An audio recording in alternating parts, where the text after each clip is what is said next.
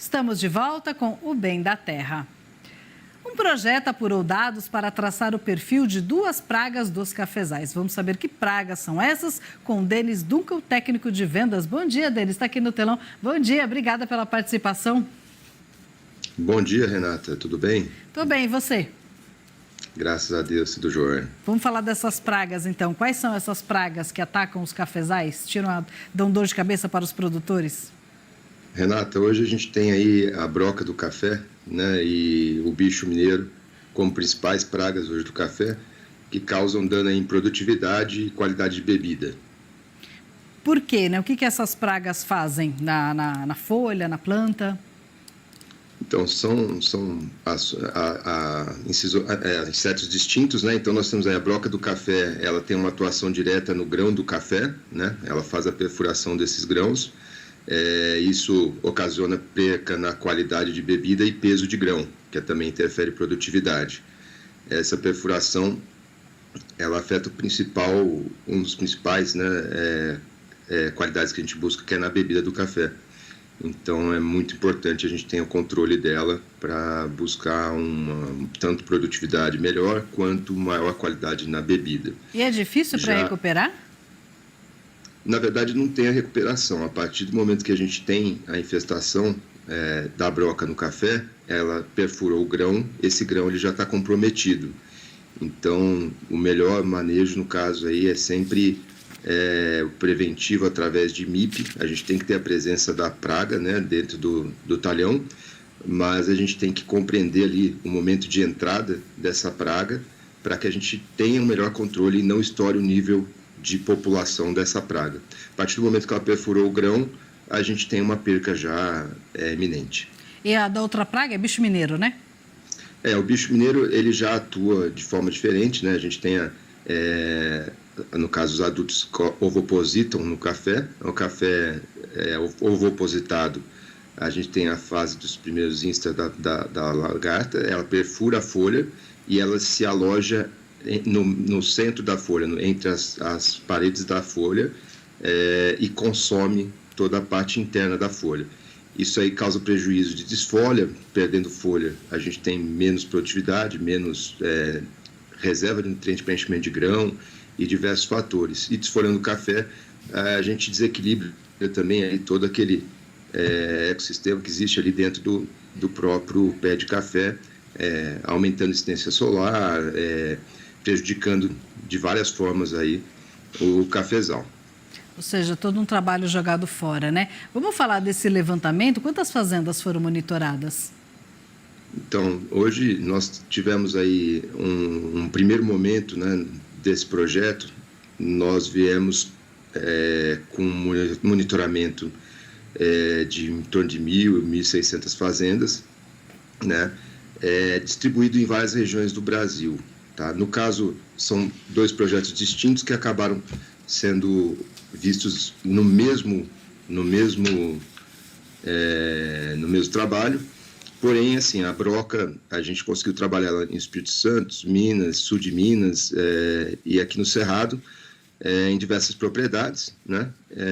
E o monitoramento nosso, ele foi avaliado através de armadilhas no início dele, composto com a parte de monitoramento também de campo, e essa análise ela já vinha sendo feita. Esse é um trabalho que eu já venho construindo há mais de 6 anos, porém a gente tinha alguns gaps dentro dessa avaliação, que é o tempo de leitura das armadilhas nos traz a informação de melhor momento de aplicação, porém a gente acaba que não tem a agilidade que a gente precisaria de resposta para aplicação de imediato. É muito moroso o tempo de relatório, de levantamento. Ele nos dava um norte antes, porém a gente não tinha agilidade, né? E dentro desse contexto foi onde surgiu a Acima, que procurou o Rodrigo Silva, que é o nosso gestor de CX dentro da Bayer, e a gente conseguiu casar a informação da leitura das armadilhas com a dinâmica de interpretação de dados e tomada de decisão. Então, a Acima nos ajudou com essa parceria e criou uma dinâmica diferente para toda a análise que nós já fazíamos a campo. Isso é importante dessa agilidade, porque se não tem agilidade na tomada de decisão, o problema se agrava de qualquer forma, né? Com certeza, Renata. Assim, é o que a gente fala muito do nosso esforço em campo. A gente tem que ter agilidade, principalmente porque nós temos uma indústria a céu aberto. Então, aí, o primeiro momento é a gente conseguir encaixar uma aplicação, uma resposta ali ao MIP, né? E a questão também do ciclo da praga, como eu te disse no início, depois que ela iniciou, depois que você perdeu o nível de controle, que você entra no nível de dano mais exponencial, o controle se torna um pouco mais difícil. Então, a gente tem que estar atento aos detalhes e mesmo com tudo, eu falo que com tudo certo, mesmo a gente tomando conta de todos os detalhes, a gente tem questão de intempéries, aí, de condições adversas que nós não temos como influenciar. Né? E aí, continuando, dentro desse trabalho com a broca, surgiu a oportunidade também da gente trabalhar o bicho mineiro. O trabalho com broca é um negócio mais antigo. Com o bicho mineiro, ele é um trabalho um pouco mais recente.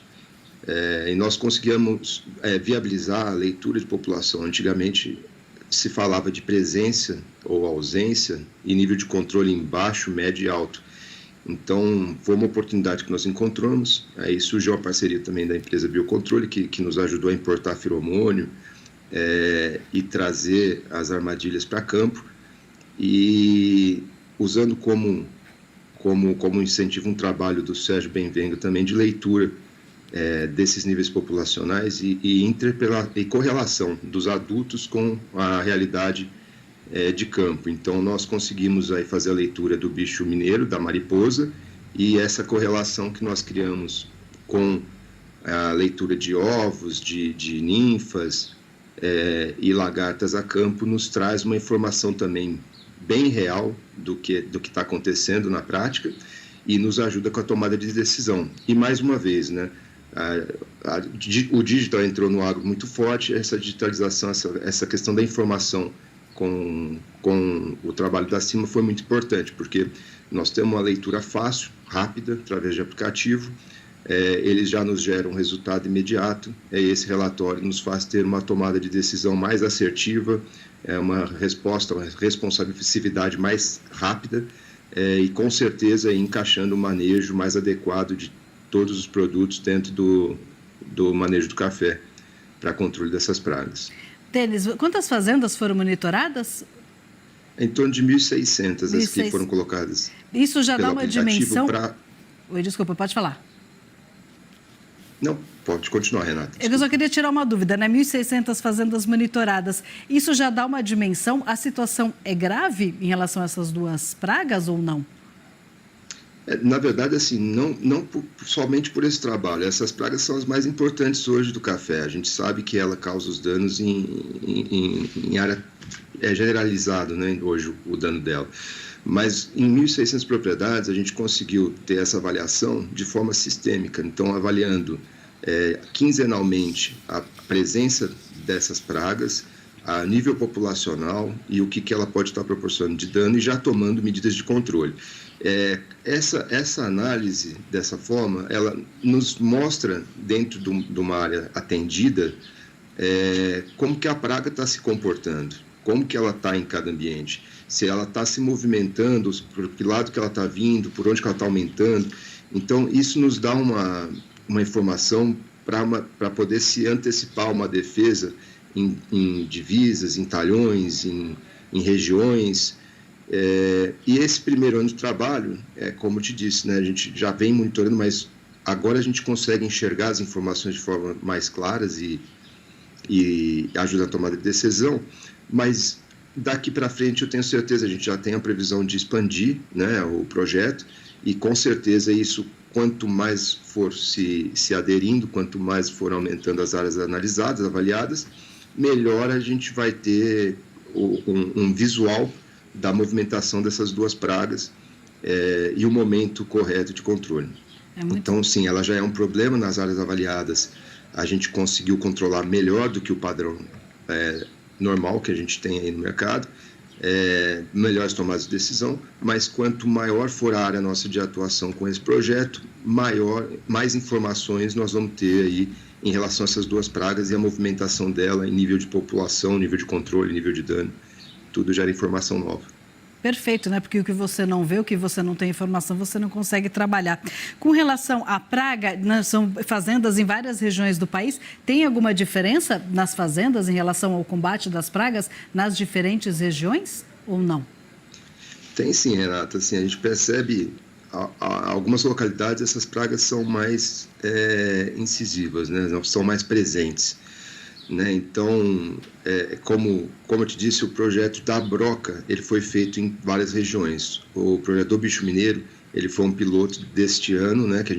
Ele foi um pouco menor, foi trabalhado só no Cerrado Mineiro.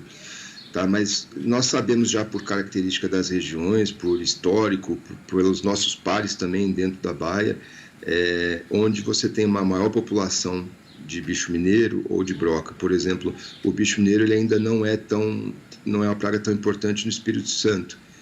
É uma praga que até então não era presente, começou a aparecer em algumas regiões agora, como novidade, como uma coisa nova, principalmente nas áreas de conilon que praticamente não se via. Então, a gente já tem esse contexto de manejo para cá e serve muito a gente troca muita informação para poder servir de apoio, mas isso já era conhecido, né?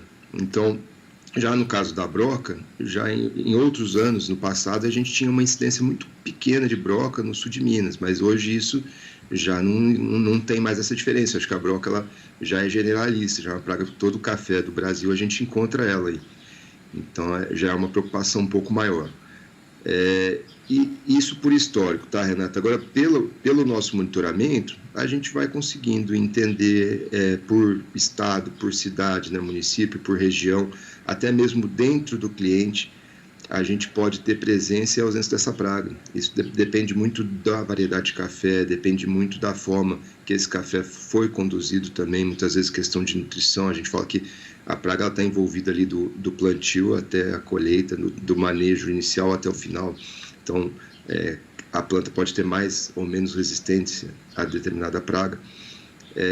Então, a gente começa a enxergar melhor, não só pensando em grandes áreas geográficas, mas pensando no micro também.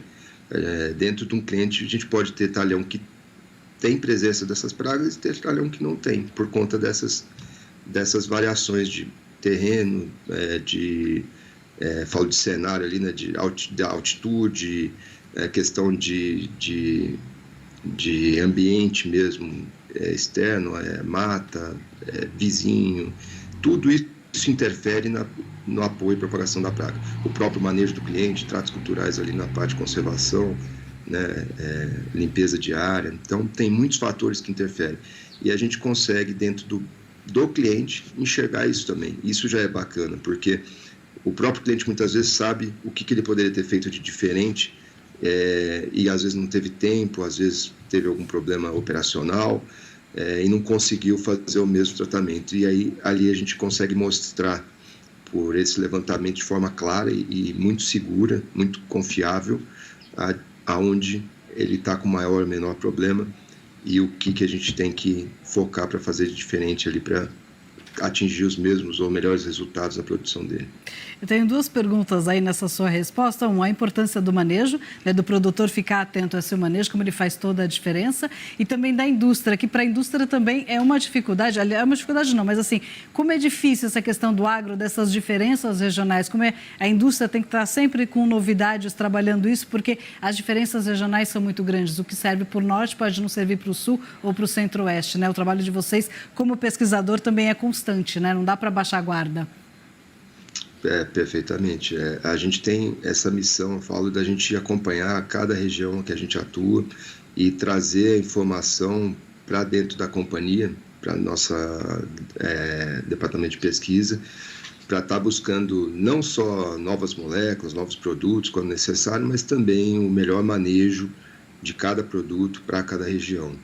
Né? E existe um padrão, né, de posicionamento de produto, mas existe uma variação de talhão para talhão, de área para área, que isso fica realmente na mão de nós que estamos atendendo o produtor, como agrônomos, como profissionais e como front aí da companhia.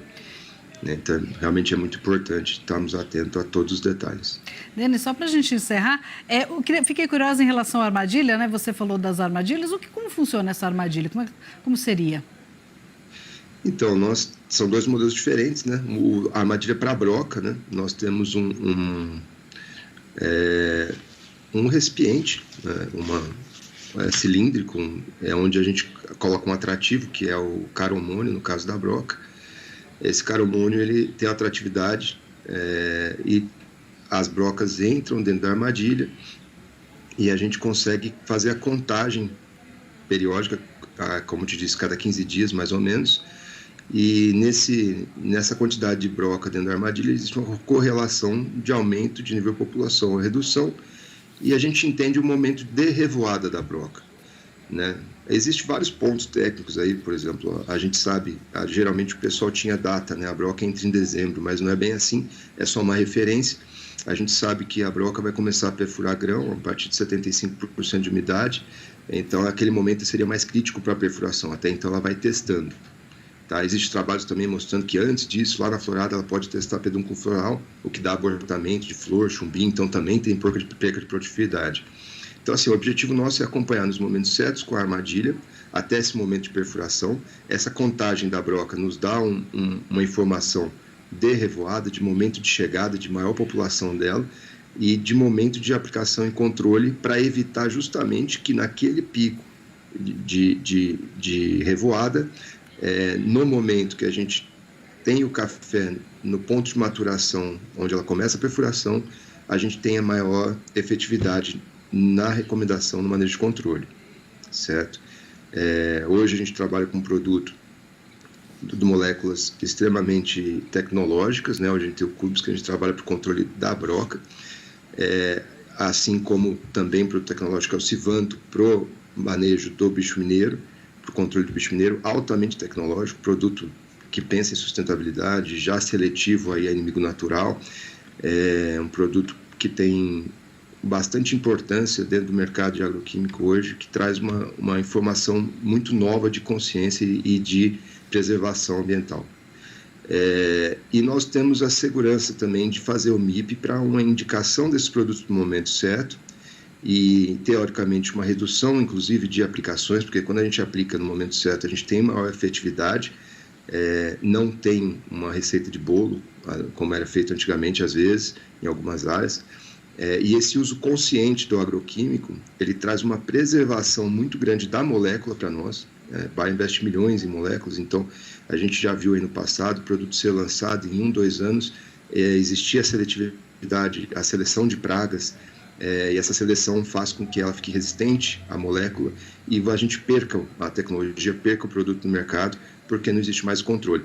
Então essa é a grande importância do MIP hoje no mercado, talvez uma das principais, a gente reduzir o uso de produto, fazer um uso consciente, fazer uma recomendação de manejo que seja mais eficaz, que tenha um controle mais efetivo e preservar a molécula desse produto, porque daí a gente consegue ter ele no nosso portfólio de produtos para café, para continuar como ferramenta de controle desses insetos. Então é extremamente importante o MIP, extremamente importante essa associação e momento de aplicação em cima de informações. Isso nos traz uma evolução muito grande para a cafeicultura. Outras culturas o MIP já é mais frequente, né, mais eficiente, mas já mais dedicado, e hoje para o café ainda é um pouco mais recente, mas que está caminhando, graças a Deus, não acredito.